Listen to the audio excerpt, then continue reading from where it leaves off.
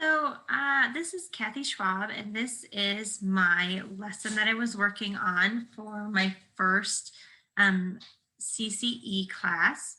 And so I am going to kind of walk through what that looks like. Um, we are not using Canvas currently, but we're moving to it for next school year. So it's very bare bones right now, and we're just now starting to design what our Canvas page will look like for our virtual school. And so I'm not doing a ton with that because I know that we're going to start from a template that we're designing so that all of our courses and our grade levels look similar, mainly because we have multiple kids in the same family, and we want to try to make it as user friendly for families as we can. So I was working on a writing unit for second grade, doing narrative writing.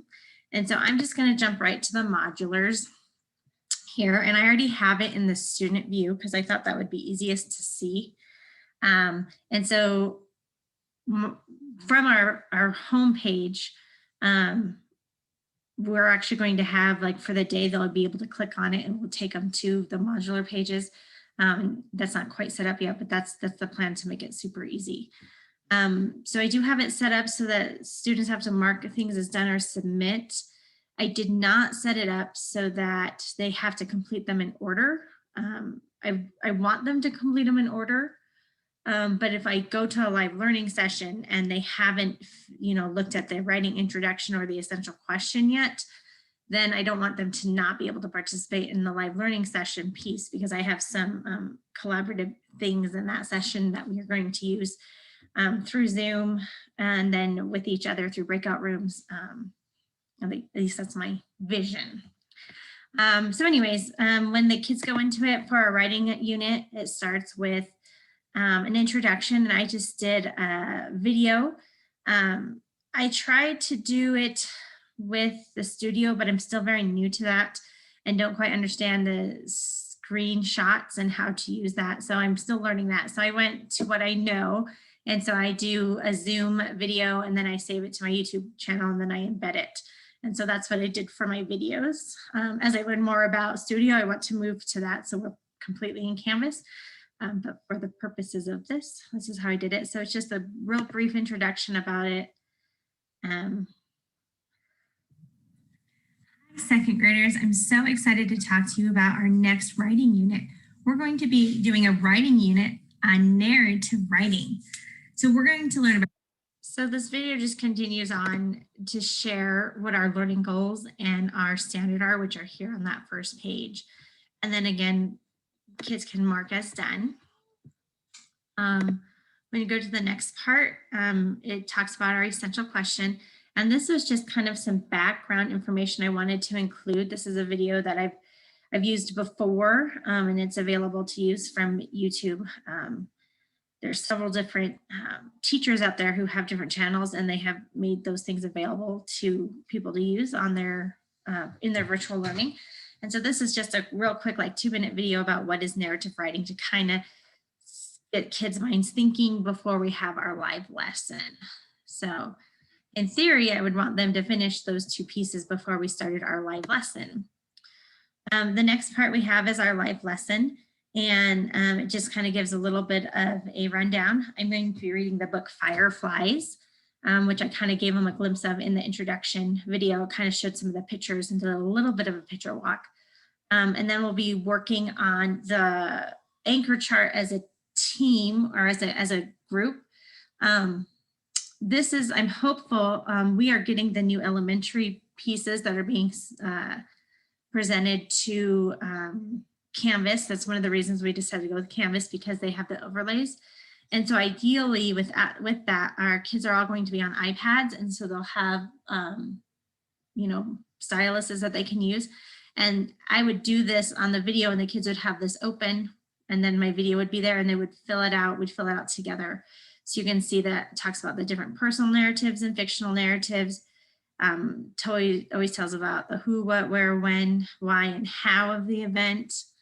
I tried to make it like personal narratives with the heart, their true story, or fictional narratives, a made up story. So I tried to tie that in. So the kids would be filling that out during our live lesson using hopefully an overlay that they can just write on their pen and then or on the screen, and then it would save and I can go in and check their work to make sure it was completed. And we also go over the 3 parts of narrative writing. So this is my vision of how I would use an anchor chart in the classroom, how I would do it in my virtual classroom. After that, we'll be moving into assorting fictional and personal narratives in breakout rooms. And I believe, again, I'm new with this, is when we look at the collaborations, it won't open with my student, but I think it's because I have to assign it to the kids, and I have not done that yet. But I do have the form, what I want the kiddos to do during that.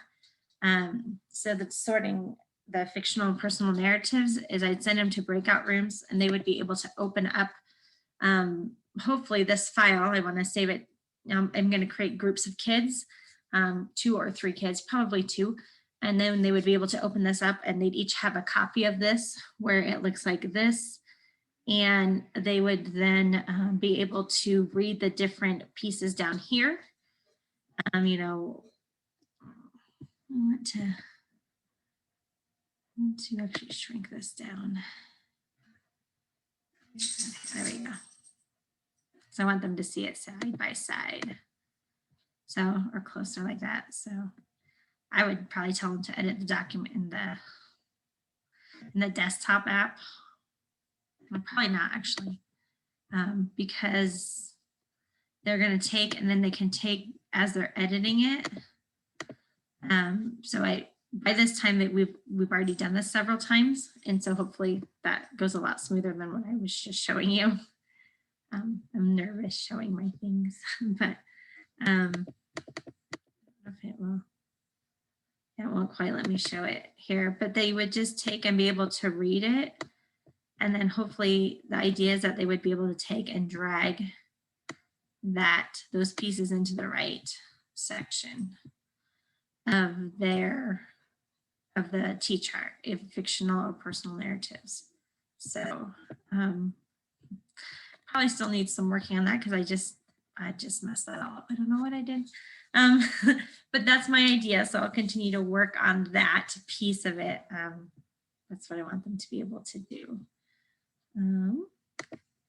If we go back into our modulars, so those are the live session pieces that I'm hoping to use with the technology. And then after they finish those pieces, we would do a think pair. These would be done after the live session and students would have a due date. And so one of them is a discussion board, and I've kind of done it a little bit differently. I've given them 4 different questions about the lesson that they can respond to, and then they would have to respond to one of their friends. And so I have the directions here, choose one question, and we're doing it in video recording. So in this one we would do, and I did use Studio for these ones. So I was able to do the webcam piece. I just didn't know the screen capture piece yet. Still working and learning and growing. I'll get there, I know. But then they would be able to choose one of the 4 questions, which I have prompt 1, prompt 2, 3, and 4. And they would listen to all of them and decide which one they would want to do and respond to it. And then they would also have them reply to at least one classmate's post. And again, this is into 2nd quarter. And so hopefully we've already done all the pre-teaching of, you know, using kind words and sharing, and then the examples of thank you for sharing, I agree with you because, or adding to their points, or respectfully disagreeing with them. So teaching that language in their videos. And so they would go in and be able to listen to the prompt. Hi, 2nd graders. Your first prompt to think about today is, why are introductions important in a narrative writing piece?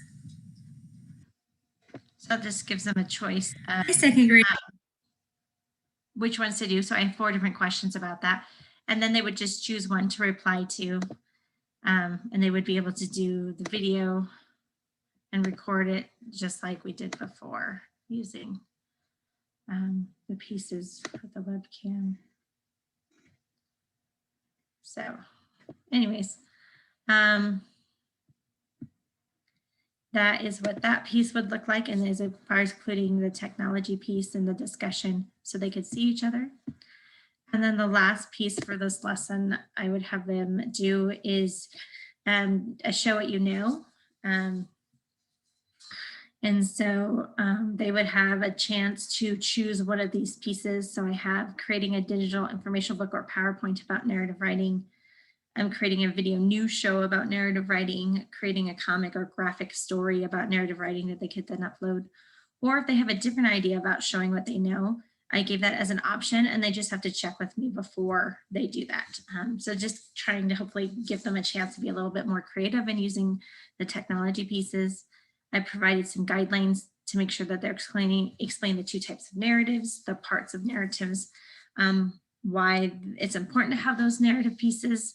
And then of course they would get, and I kind of include the grading system there as well. And so they have the different submission types, medias, files, and they would be able hopefully to upload those to their work, and then I'd be able to grade them. So that is kind of what my stuff looks like. I know it's very at the beginning stages, but I just continue to work on it. And so that's what I have for my first lesson. All right. Well, thanks. Bye.